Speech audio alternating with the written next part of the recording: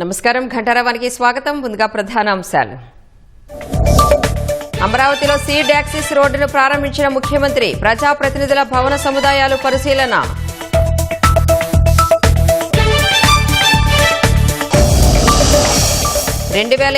నాటికి అమరావతి దేశం మెచ్చిన రాజధాని అవుతుందన్న సీఎం. డిజైన్లను గ్రాఫిక్స్ అన్నవాళ్లు నిర్మాణాలు చూసి ఏమంటారని ఎద్దేవా. ఏనుగుల పరిరక్షణే ధ్యేయంగా ముందుకు సాగుతున్నామన్న పవన్. వన్యప్రాణుల సంరక్షణ ఉద్యమంగా మారాలని ఆకాంక్ష.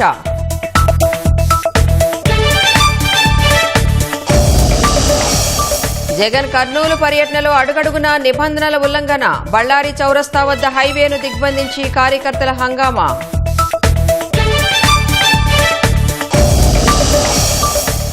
విపక్షాల ఆందోళన మధ్య ఉభయ సభలో నిరవధిక వాయిదా. చివరి రోజు రాజ్యసభలో ఖర్గే వ్యాఖ్యలతో తీవ్ర దుమారం.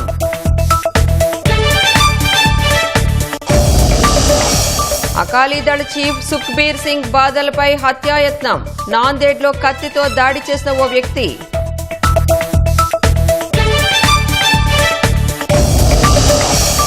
ఫుకెట్ ఢిల్లీ ఘటనతో అలర్ట్ అయిన ఎయిర్ ఇండియా సంస్థ. పైలట్లందరికీ ఫుల్ స్క్రీనింగ్ తప్పనిసరి చేస్తూ నిర్ణయం.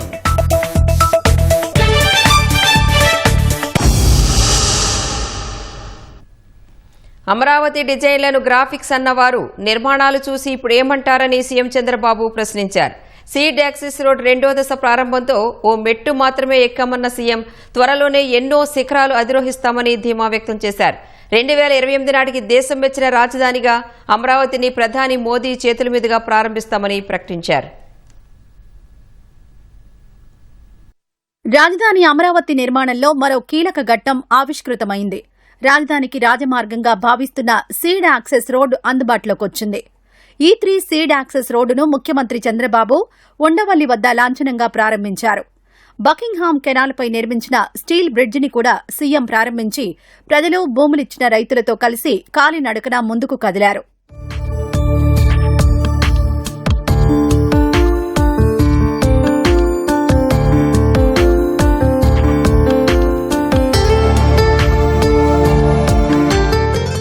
రాజధాని రవాణా వ్యవస్థకు E3 సీడ్ యాక్సెస్ రోడ్డు వెన్నెముకగా నిలవనుంది. దొండపాడు నుంచి NH16 వరకు 21.77 కిలోమీటర్ల మేర E3 రహదారి ఉంటుంది. 1519 కోట్లతో 3 దశల్లో E3 సీడ్ యాక్సెస్ రోడ్ నిర్మాణం చేపట్టారు. 60 మీటర్ల వెడల్పుతో 9 లేన్ల రహదారి, ప్రత్యేక BRTS కారిడార్ నిర్మించారు. అమరావతిలోని N1 నుంచి N17 వరకు అన్ని N సిరీస్ రహదారులకు E3 అనుసంధానం కానుంది. 478 మీటర్ల పొడవుతో 4 వరుసల స్టీల్ బ్రిడ్జిని నిర్మించారు. దీంతో విజయవాడ నుంచి అమరావతికి రవాణా మరింత సులభతరమైంది. కరకట్టపై ట్రాఫిక్ ఒత్తిడికి చెక్ పెట్టినట్లయింది. సైకిల్ ట్రాక్లు, ఫుట్పాత్లు, గ్రీన్ బెల్ట్తో ప్రపంచ స్థాయి నగర రహదారిగా E3ని అభివృద్ది చేయనున్నారు. సీడ్ యాక్సెస్ రోడ్డు ద్వారా రాజధానికి రాజమార్గం ఏర్పాటు చేసుకున్నామని సీఎం అన్నారు. నీటి సమస్య లేని ఏకైక రాజధాని అమరావతి అన్నారు.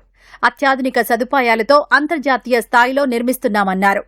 అమరావతి ఏ విధంగా ఉంటుందో దానికి ప్రపంచంలో ఎక్కడా లేని సిటీగా ఉండాలంటే నో పోల్స్. ఏ సర్వీస్ కూడా రావాలంటే రోడ్డు కట్ చేసే పనే ఉండదు. అన్ని కూడా డక్ట్స్ పెట్టేశాం. కరెంటు కూడా పైన వైర్లు కనపడవు. ఏసీ కూడా సెంట్రల్ డిస్ట్రిక్ట్ కూలింగ్ పెట్టాం. గ్యాస్ కూడా సిలిండర్లు రావు. PNG ఉంటుంది. కరెంటుతో వంట చేసుకునే పరిస్థితి వస్తుంది. నీళ్లు రాబోయే సంవత్సరం పోలవరం పూర్తి చేస్తాం.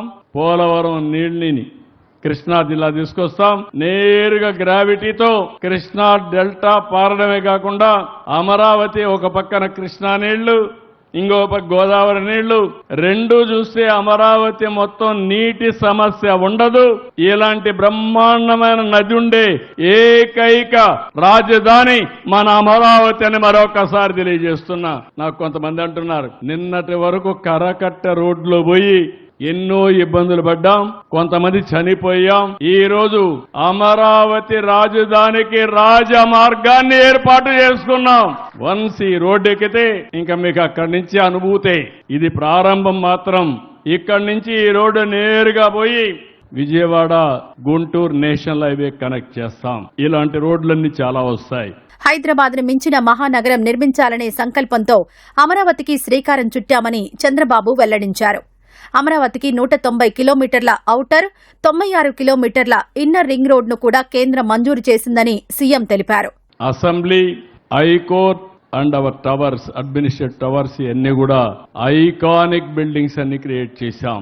దానికి కూడా నెగతాళి చేశారు. ఇవన్నీ కూడా గ్రాఫిక్స్ అన్న వాళ్ళు ఆ గ్రాఫిక్సే నిజమైతే ఏమవుతారో మీరే ఒక్కసారి ఆలోచించుకోవాల్సిన అవసరం ఉంది. నేను అమరావతి ఇక్కడ రాజధాని కడతానంటే రామోజీరావు గారు నాకు ఫోన్ చేశాడు. ఫోన్ చేసి, బాబు గారు మీరు రాజధాని కడుతున్నారు, పేరు ఏం పెట్టబోతున్నారనేది నాకు కొన్ని రిజర్వేషన్స్ ఉన్నాయి. నాకుండే అనుభవంతో నా మీడియా అంతా ఉపయోగించి నేను రీసెర్చ్ చేశాను. ఆ ప్రాంతానికి ఒక చరిత్ర ఉంది. ఆ ప్రాంతానికి సరైన పేరు అమరావతి అవుతుంది, మీరు ఆలోచించండి అని ఆయన ఒక రీసెర్చ్ పేపర్ నాకు పంపించాడు. అంటే మంచి పని చేస్తే అందరూ సహకరిస్తారనే దానికి ఇది ఒక ఉదాహరణ. ఆ పేరునంగానే నాకు కూడా ఒక మనసు ఉప్పొంగింది, జలధరించింది. ఆ పేరు పెడతామని అనౌన్స్ చేస్తే ఇంతవరకు అపోజ్ చేసిన వ్యక్తి గాని, ప్రత్యామ్నాయ పేరు చెప్పిన వ్యక్తి గాని లేరంటే అది అమరావతి ప్రభావం. రాజధాని నిర్మాణానికి 40,000 ఎకరాలు కావాలన్న జగన్ తర్వాత మాట తిప్పేయడం బాధించిందని సీఎం ఆక్షేపించారు. రైతుల సహకారం లేనిదే రాజధాని అమరావతి లేదన్నారు. చరిత్రలో నిలిచిపోయే ఉద్యమం చేసిన రైతులు అమరావతిని కాపాడారని కొనియాడారు. అమరావతిని ఆపడం ఇక ఎవరితరం కాదని విశ్వాసం వ్యక్తం చేశారు. రాష్ట్రానికి సెంట్రల్ ప్లేస్ 5-10 వేల ఎకరాలు చాలదు, 40,000 ఎకరాలు ఉండాలి, 50,000 ఎకరాలు ఉండాలి, మనం కూడా నష్టపోవడానికి లేదని చెప్పి పూర్తిగా దానికి ఆమోదించిన వ్యక్తి ఇక్కడే ఇల్లు కట్టుకుంటానని నాటకాలు చేసి ఎన్నికలు అయిన తర్వాత 3 రాజధానులు అనే పేరుతో 3 ముక్కలు ఆటాడితే నాకైతే చాలా బాధ కలిగింది. మీరు ఎంత సఫర్ అయ్యారు నేను చూశాను. చరిత్రలో చిరస్థాయిగా మిగిలిపోయే ఉద్యమం అమరావతి రైతుల ఉద్యమం అని చెప్పి మరొకసారి తెలియజేస్తున్నా. అమరావతి చరిత్రలో రైతులకంటూ ఒక ప్రత్యేకమైనటువంటి ఒక చాప్టర్ ఉంటుంది. అందుకే మొట్టమొదటిసారిగా అమరావతిలో వెంకటేశ్వర స్వామి దేవాలయాన్ని కూడా నిర్మాణానికి చేపట్టి తిరుపతి తర్వాత అంత పెద్ద ప్రాముఖ్యత ఉన్న దేవాలయం అమరావతిలో ఉండాలనేది నా ప్రగాఢమైన ఆకాంక్ష. మిగిలిన దేవాలయాలు, చర్చిలు గాని, మసీదులు గాని అవన్నీ వస్తాయి. మొన్న ఒక ఆయన చెప్పాడు, సీడ్ యాక్సెస్ రోడ్ అయిపోయిన తర్వాత దీన్ని ఆపడానికి ఎవడి తరం కాదు, ఇది వన్ సైడ్ గా అన్స్టాపబుల్ అని. స్వతంత్ర స్ఫూర్తిని ప్రతి ఒక్కరూ అందిపుచ్చుకోవాలని సీఎం పిలుపునిచ్చారు. ప్రతి ఇల్లు, వాణిజ్య సంస్థల భవనాలపైన జాతీయ జెండా ఎగరాలన్నారు. మండల, అసెంబ్లీ నియోజకవర్గాలు, జిల్లాల్లో ఓ ప్రజా ఉద్యమంగా తిరంగా ర్యాలీలు నిర్వహించాలని సూచించారు. రైతులకు వైసీపీ చేసిన అవమానాలు ఎప్పటికీ మర్చిపోరాదని మంత్రి నాదెండ్ల మనోహర్ అన్నారు. రైతులు సంతోషంగా ఉండాలన్నదే పవన్ కళ్యాణ్ కోరిక అన్నారు. మన అమరావతి రైతులకు మీరు చేసిన పోరాటం, మీరు ఏ విధంగా మనకు ఒక రాజధాని ఉండాలనే తపనతోటి ఆ రోజు గౌరవ ముఖ్యమంత్రి గారు ఎప్పుడైతే అమరావతిని ఎంపిక చేసి ఈ ప్రాంతంలో మనం ఒక అద్భుతమైన రాజధాని నిర్మాణం చేద్దామని నిర్ణయించారో, ప్రతి ఒక్కరి కలల సహకారం కోసం మీరు చేసిన త్యాగం, మీరు పడిన అవమానాలు, మిమ్మల్ని పెట్టిన ఇబ్బందులు, ఏ విధంగా ఆ రోజుల్లో అనేక అనుమానాలు తీసుకొచ్చారో మీ అందరికీ తెలుసు. 30,000 రైతులు ముందుకొచ్చి నిలబడితే అసలు వీళ్ళు రైతులే కాదన్నారు. దేనికోసం ల్యాండ్ పూలింగ్ అన్నారు. ప్రభుత్వం ఎట్టి పరిస్థితుల్లో కూడా ఈ కార్యక్రమానికి ముందు తీసుకెళ్లకుండా గత 5 సంవత్సరాలు అంటే వైఎస్ఆర్సీపీ 5 సంవత్సరాల్లో జగన్మోహన్ రెడ్డి గారు చేసిన అరాచకాలు, స్థానికంగా ఉన్న నాయకులు, ఎమ్మెల్యేలు కానివ్వండి, ఎంపీలు కానివ్వండి, ఏ విధంగా మిమ్మల్ని ఇబ్బంది పెట్టారో, ఏ విధంగా కనీసం ధర్నా చేయడానికి ఒక టెంట్ కూడా ఏనివ్వలేదో అది మీరందరూ కూడా మర్చిపోబాకండి. హైటెక్ సిటీ నిర్మాణం చేసినప్పుడు ఆ రోజున చిహ్నంగా ఒక కొత్త చార్మినార్ నిర్మాణం చేద్దాం, ఒక కంటెంపరీ విధానంలో వర్తమాన ఆలోచనతో ఉండాలి, కొత్త చార్మినార్ నిర్మాణం చేద్దామని అక్కడ మాదాపూర్ దగ్గర ఏర్పాటు చేశారు. మెయిన్ మన సీడ్ యాక్సెస్ రోడ్ కి మనం ప్రయాణం ప్రశాంతంగా జరిగే విధంగా ఏర్పాటు చేసుకున్నాము. ఆ సందర్భాన్ని నేను గుర్తు చేస్తే ఇది ఒక చిన్న బేబీ స్టెప్ లాగా మనం భావించాలి. హంబుల్ బిగినింగ్ అనే పదం నేను వాడితే ముఖ్యమంత్రి గారు నన్ను కరెక్ట్ చేసి, హంబుల్ బిగినింగ్ కాదు, ఇది ఖచ్చితంగా ఒక గ్రాండ్ విజన్. ఇది మన అమరావతికి ఆ గ్రాండ్ విజన్ కోసం మనం అందరం నిలబెట్టుకోవాలనే మాట ఆయన చెప్పడం జరిగింది. రాజధానిలో నిర్మాణం పూర్తయిన ప్రజాప్రతినిధుల భవన సముదాయాలను ముఖ్యమంత్రి చంద్రబాబు పరిశీలించారు. రాయపూడి వద్ద ఎమ్మెల్యే, ఎమ్మెల్సీల కోసం 3,500 చదరపడుగుల వైశాల్యంతో నిర్మించిన 288 ప్లాట్లను మంత్రులు నారాయణ, నాదెండ్ల మనోహర్లతో కలిసి సీఎం పరిశీలించారు. ఆధునిక లైఫ్ స్టైల్కి తగినట్లుగా అంతర్జాతీయ ప్రమాణాలతో వీటిని డిజైన్ చేశారు. ప్రతి క్వార్టర్లోనూ ప్రజాప్రతినిధుల అధికారిక విధులు, వ్యక్తిగత నివాసానికి వేర్వేరుగా విశాలమైన స్థలాన్ని కేటాయించారు. నియోజకవర్గ ప్రజలను కలిసేందుకు ప్రత్యేకంగా ఆఫీసును సిద్ధం చేశారు. కుటుంబ నివాసానికి అనువుగా మాస్టర్ బెడ్రూమ్తో పాటు మరో 2 విశాలమైన బెడ్రూమ్లు తీర్చిదిద్దారు. లివింగ్ ఏరియా, డిజైనింగ్ ఏరియాను సుందరంగా తీర్చిదిద్దారు. ఎమ్మెల్యే, ఎమ్మెల్సీ టవర్లలోని ఈ సదుపాయాలన్నింటినీ సీఎం ఆశాంతం పరిశీలించారు. టవర్లపైకి కూడా ఎక్కి అమరావతిని తిలకించారు.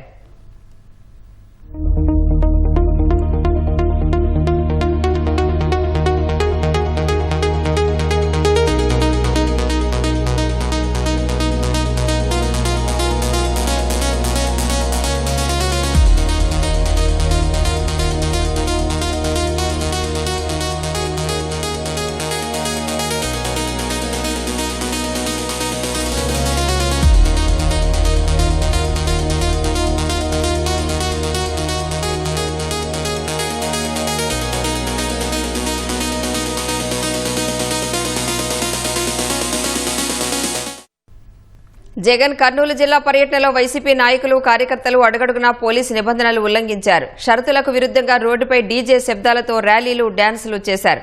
జాతీయ రహదారిపై ట్రాఫిక్ను స్తంభింపచేసి హంగామా సృష్టించారు.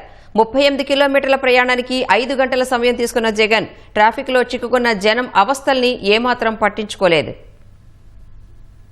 వైఎస్ జగన్ పర్యటనలంటే ప్రజలకు అవస్థలు తప్పడం లేదు. కర్నూలు జిల్లా పర్యటనలోనూ వైసీపీ నాయకులు, కార్యకర్తలు హంగామా సృష్టించారు.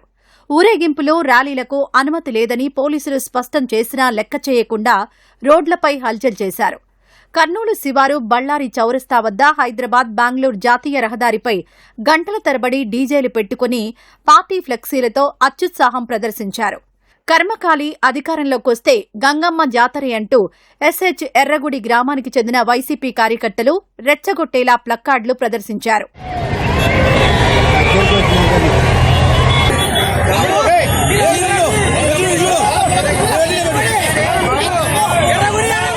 జగన్ ర్యాలీ వల్ల ఉదయం 11 గంటల నుంచి మధ్యాహ్నం 2 గంటల వరకు ట్రాఫిక్కు అంతరాయం ఏర్పడింది.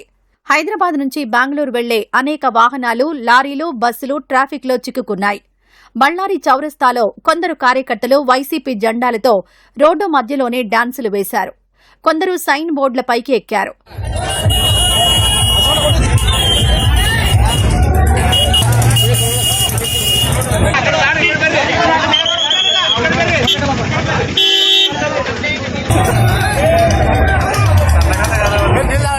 జగన్ ర్యాలీకి నంద్యాల, డోన్, ఎమ్మిగనూరు, కొడుమూరు నుంచి వైసీపీ కార్యకర్తలు తరలివచ్చారు. కర్నూలు జిల్లా జైలు ఆంధ్ర, తెలంగాణ సరిహద్దులోని పంచలింగాల వద్ద ఉండడంతో ర్యాలీలో కొందరు బీఆర్ఎస్ జెండాలు ప్రదర్శించారు. పంచలింగాల చెక్పోస్ట్ వద్ద ట్రాఫిక్ క్లియర్ చేసేందుకు కాన్వాయ్ త్వరగా వెళ్లాలని సూచించిన సీఐ వాహనానికి వైసీపీ కార్యకర్తలు అడ్డుగా నిలబడి ఆందోళనకు దిగారు.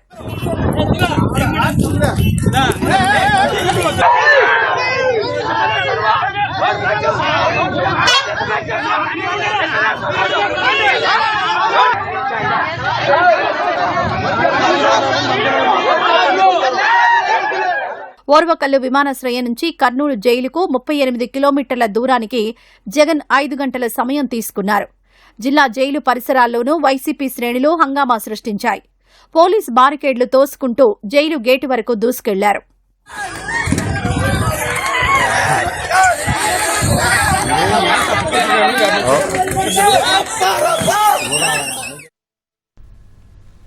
వైసీపీకి చెందిన బీసీ నాయకులను చంద్రబాబు లక్ష్యంగా చేసుకుంటున్నారని వైసీపీ అధ్యక్షుడు జగన్ ఆరోపించారు.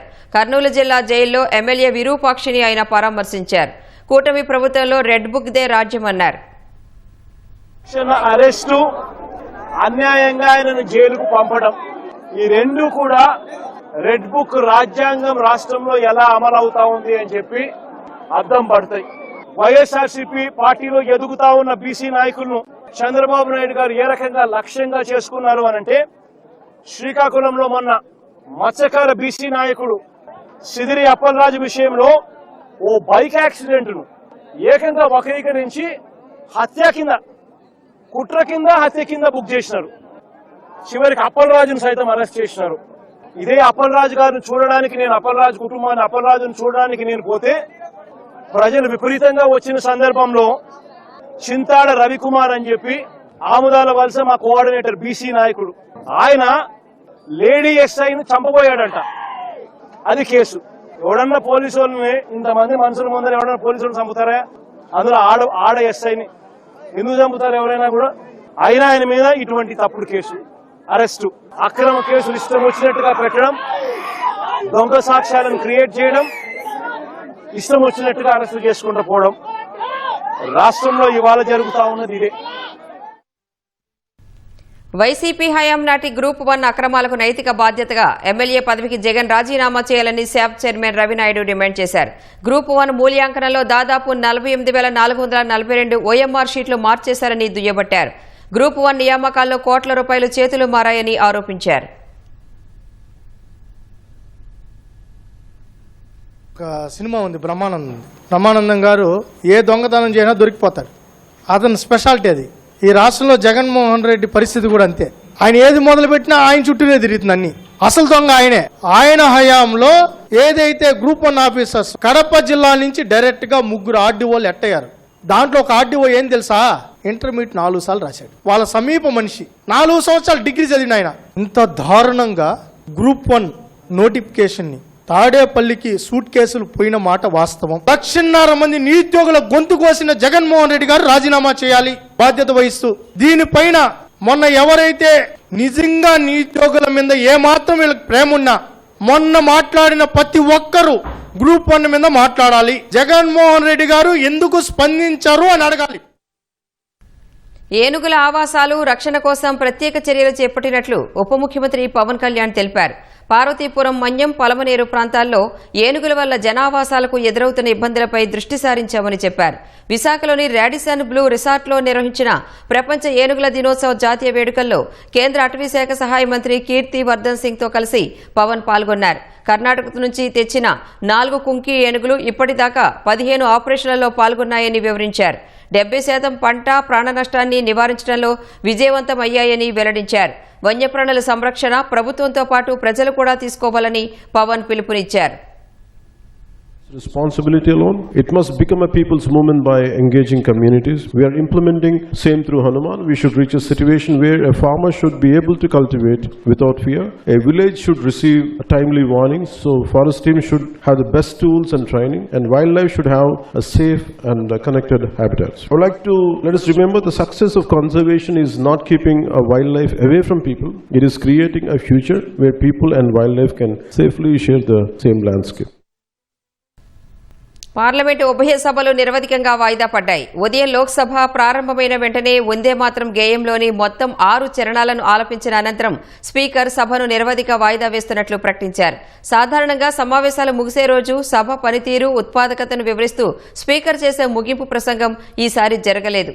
సభ వాయిదా పడిన సమయంలో ప్రధాని నరేంద్ర మోదీ, హోంమంత్రి అమిత్ షా, రక్షణ మంత్రి రాజ్నాథ్ సింగ్ సభలో కాసేపు ఉన్నారు. ఈ సమావేశాలు ఆద్యంతం విపక్షాల ఆందోళనలతో దద్దరిల్లాయి.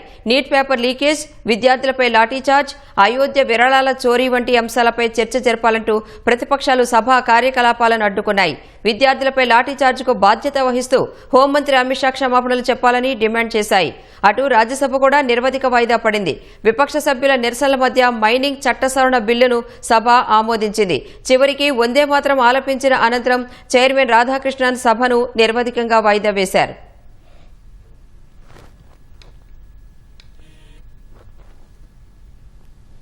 లోక్సభ సమావేశాల నుంచి మోదీ ప్రభుత్వం పారిపోయిందని కాంగ్రెస్ విమర్శించింది. పార్లమెంటు వర్షాకాల సమావేశాల్లో ప్రతిపక్షాల ఐక్యత స్పష్టంగా కనిపించిందని కాంగ్రెస్ నేతలు జయరాం రమేష్, గౌరవ్ గొగోయ్ అన్నారు. లోక్సభ నిరవధిక వాయిదా రోజే ప్రధాని మోదీ, హోంమంత్రి అమిత్ షా సభలో కనిపించారని ఎద్దేవా చేశారు. 11 ఏళ్ల క్రితం వ్యాపం కుంభకోణంతో పార్లమెంటు సమావేశాలు పూర్తిగా తుడిచిపెట్టుకుపోగా ఇప్పుడు యువత సమస్యలపై సభ వాషౌట్ అయిందన్నారు.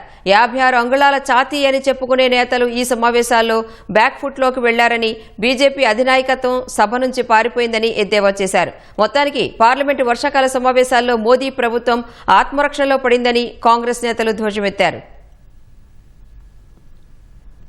విపక్షాల విమర్శలను పార్లమెంటరీ వ్యవహారాల మంత్రి కిరణ్ రిజిజు తిప్పికొట్టారు. దేశ చరిత్రలో తొలిసారి ప్రభుత్వం పార్లమెంట్లో చర్చ జరగాలని కోరుకుంటుంటే ప్రతిపక్షాలు పారిపోయాయని ఆగ్రహం వ్యక్తం చేశారు. లోక్సభ పని గంటలు కేవలం 19% కాగా రాజ్యసభ పని గంటలు 39%మేనని రిజిజు వెల్లడించారు. 12 బిల్లులు ఆమోదం పొందినప్పటికీ కేవలం 1 బిల్లుపై మాత్రమే ఉభయ సభల్లో చర్చ జరిగిందని చెప్పారు. దీనికి కాంగ్రెసే కారణమని రిజిజు ఆరోపించారు. देश सेवा के लिए, समाज सेवा के लिए ऑपोजिशन सरकार से जवाब मांगता है और सरकार जवाब देना ही होता है पार्लियामेंट के अंदर में। तो पहली बार ये दृश्य देखने को मिला कि सरकार खुद कह रहे हैं कि हम डिस्कशन चाहते हैं और ऑपोजिशन बहाना बना करके डिस्कशन से भाग रहे हैं। तो ये लोकतंत्र के लिए, विशेष करके संसदीय लोकतंत्र के लिए ठीक नहीं है।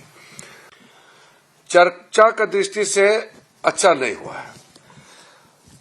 लोकसभा में जितना टाइम आवंटित किया गया है, टोटल टाइम एलोकेशन के हिसाब से सिर्फ 19% हमने प्रोडक्टिविटी की दृष्टि से 19% सक्सेस प्राप्त किया है। राज्यसभा में 39%।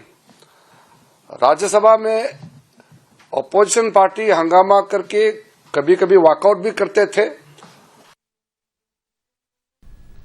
ఆర్ఎస్ఎస్ బీజేపీలను దేశం గురించి ఎలాంటి అవగాహన లేని జోకర్ల గుంపుగా రాహుల్ గాంధీ అభివర్ణించారు. ప్రధాని మోదీ విదేశాంగ విధానం కేవలం నాయకులను కౌగలించుకోవడం చుట్టూనే తిరుగుతోందని ఎద్దేవా చేశారు. ఢిల్లీలో రచనాత్మక కాంగ్రెస్ జాతీయ సదస్సులో పాల్గొన్న రాహుల్ మౌలిక స్వభావాన్ని కోల్పోయిన ఆర్ఎస్ఎస్ ఇప్పుడు అదానీ, అంబానీ వంటి పెట్టుబడిదారులకు సాధనంగా మారిందని ఆరోపించారు. మోదీ, అమిత్ షా రాజీనామా చేసే వరకు తమ పోరాటం ఆపబోమని రాహుల్ తేల్చి చెప్పారు.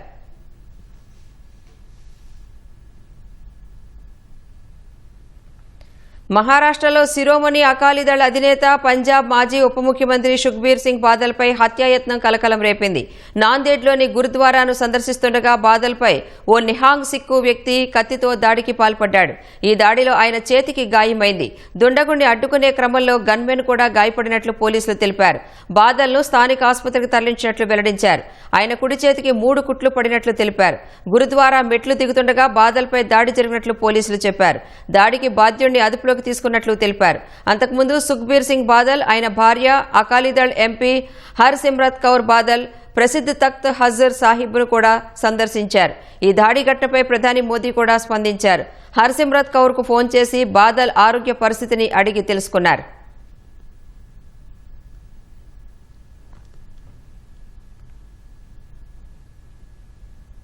ఫుకెట్ ఢిల్లీ ఘటనతో ప్రముఖ విమానయాన సంస్థ ఎయిర్ ఇండియా సంచలన నిర్ణయం తీసుకుంది. ప్రయాణికుల భద్రతే లక్ష్యంగా నిబంధనల మేరకు నిషేధిత మందులు లేదా డ్రగ్స్ వినియోగాన్ని అరికట్టేందుకు ఎయిర్ ఇండియా, ఎయిర్ ఎక్స్ప్రెస్ పైలట్లందరికీ ఫుల్ స్క్రీనింగ్ను తప్పనిసరి చేసింది. ఈ మేరకు ఎయిర్లైన్స్ సంస్థల నుంచి పైలట్లకు అంతర్గత సందేశాలు వెళ్లినట్లు తెలుస్తోంది. ఈ వైద్య పరీక్షలను గురుగ్రామ్ అకాడమీలో జరిగే శిక్షణా సమయంలో, అలాగే విమాన ప్రయాణం ముగిసిన తర్వాత ఫ్లైట్ బ్రీఫింగ్ కేంద్రాల్లో, ఎయిర్లైన్స్ కార్యాలయాలు లేదా ఆయా బేస్లలో ఏర్పాటు చేసిన ప్రత్యేక ప్రదేశాల్లో నిర్వహించనున్నారు.